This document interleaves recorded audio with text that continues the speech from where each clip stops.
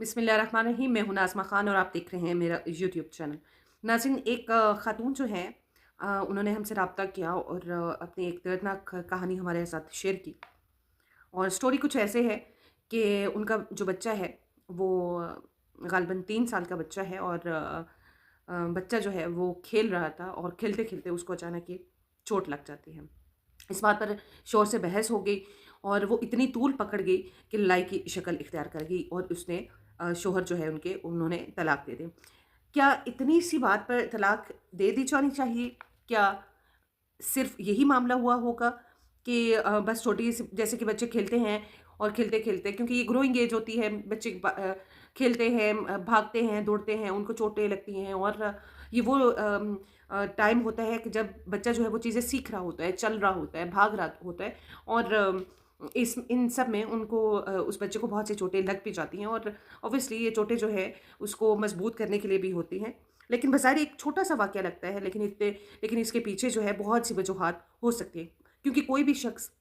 इतनी सी बात पर ना तो कोई तलाक दे सकता है और ना मेरा ख़्याल है कि इस बात पर तलाक हुई होगी। इस तलाक के पीछे भी ज़ाहिर है बहुत जैसे आपको सबक होंगे और हो सकता है कि ये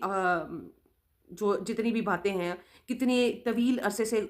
जो है वो मियाँ-बीवी के दरमियान जो है वो गुज़र रही हों, वो एक-दूसरे के साथ सह रहे हों या एक-दूसरे के साथ हो सकता है बीवी की तरफ से कुछ ज़्यादती हो या शौहर की तरफ से ज़्यादतियाँ हुई हों या ये कितने अरसे से पुराने मामलात जो हैं वो होंगे या जब से ये शादी हुई होगी तब से मामलात जमा होते-होते आज इस नहज पर पहुँच गए कि इन तमाम मामलात का इख्तिताम जो है वो तलाक की सूरत में ज़ाहिर हुआ। तलाक ऐसे ही नहीं हो जाती। बज़ाहिर एक छोटी-सी बात पर भी तलाक दी जा सकती है,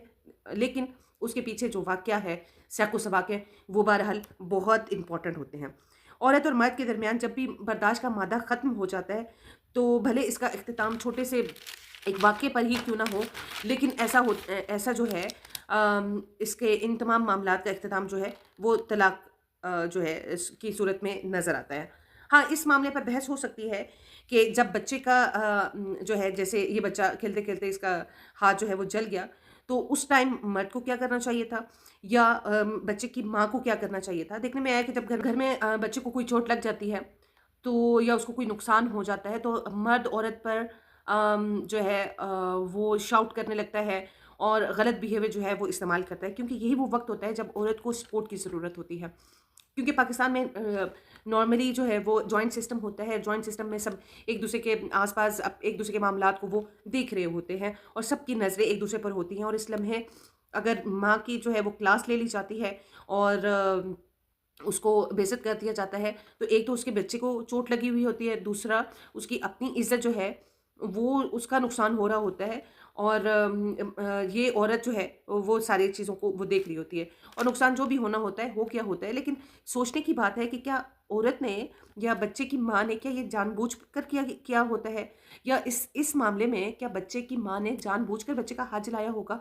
या वो उसकी माँ ने ही मर्द को अगर लगता है कि अगर वो होता तो ऐसा ना होता और ऐसी बात नहीं होती। ज़ाहिर है उसकी माँ भी एक इंसान है और इंसानों से लापरवाही तो मैं नहीं कहूँगी कि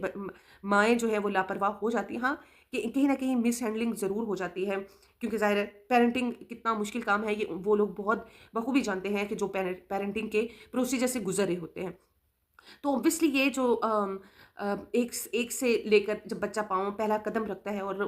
पहले कदम से लेकर 5 साल तक की उम्र वो होती है कि जब वो कंटिन्यूअसली चीज़ों को सीख रहा होता है। कहीं वो उसको अपना नुकसान वो कर बैठता है, कहीं वो घर की चीज़ों का नुकसान कर बैठता है, कहीं वो लोगों का नुकसान कर बैठता है। तो बहरहाल ये उसकी लापरवाही तो नहीं हो सकती माँ की, हाँ, लेकिन कि कुछ चीज़ों को वो नज़रअंदाज करते हुए उसके उसके बच्चे को भी इस मामले में भी उसके बच्चे को नुकसान पहुँच गया होगा। तो बजाय ये है कि मर्द अपनी बीवी पर शाउट करने के बजाय मामलात को अच्छे तरीके से हैंडल करे। अल्लाह ताला के ज़ात ने मर्द को ज़्यादा हौसला दिया है, ज़्यादा ताकत, ज़्यादा सब्र की जो पार है वो दी है। तो इन मामलात में मर्द को जो है हौसले से काम देना चाहिए और घर के तमाम मामलात जो हैं वो औरत को ही मैनेज करने होते हैं। तो कहीं न कहीं अगर कोई चीज़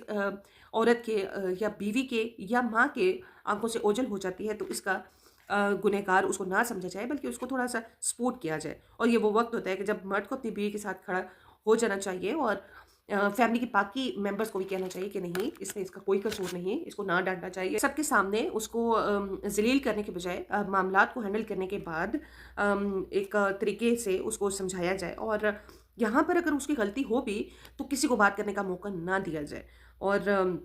कोशिश करें कि किसी दूसरे शख्स को अपने घर के मामलात में, चाहे वो छोटा से छोटा मामला हो या बड़े से बड़ा मामला हो, किसी बाहर के शख्स को, चाहे वो आप ये कह लें कि जॉइंट फैमिली में है, किसी भी दूसरे तीसरे शख्स को बोलने की इजाज़त ना दी जाए। सबसे पहले तो कोशिश करें कि उसको नुकसान जो हो चुका, अगर बच्चा जल चुका है या इसी तरह का कोई भी मामला हो चुका है, तो बच्चे को हॉस्पिटल लेके जाए या उसको फर्स्ट एड दे, या जो भी वो मामलात जो है वो हैंडल कर रहे हैं या नुकसान देख रहे हैं, उसको उस नुकसान को कम से कम करने की कोशिश करें, और उसको बच्चे को अस्पताल लेकर जाएँ। बाद में मियाँ बीवी बैठकर एक दूसरे में को समझा सकते हैं कि यहाँ पर तुम्हारी गलती थी, इसको नेक्स्ट टाइम हम इस तरह से कर सकते हैं, या हम ऐसा इन्वायरमेंट घर में रखेंगे कि बच्चे को कम से कम नुकसान पहुँच सके या ना पहुँच सके। तो बजाय इसके कि एक दूसरे पर शाउट होने के, एक दूसरे को तसल्ली देकर और मामलात को अच्छे तरीके से हैंडल करके तलाक की नहज तक ना पहुंचा जाए, क्योंकि ये वो एक आखिरी कदम होता है कि जहाँ पर मियाँ बीवी तो अलग हो जाते हैं, लेकिन जब बाद में जो बच्चे रह जाते हैं, ये सब चीज़ें जो हैं वो बच्चे देख रहे होते हैं, और इस सारी इन तमाम मिस हैंडलिंग का जो नतीजा है उन बच्चों को ही देखना पड़ता है। अपनी दुआ में याद रखिएगा और देखते रहिए मेरा यूट्यूब चैनल। लाइक और शेयर का जो है ऑप्शन भी मौजूद है, और ज़रूर कीजिएगा, इससे हमारी हौसला अफजाई होती है। शुक्रिया, अल्लाह हाफ़िज़।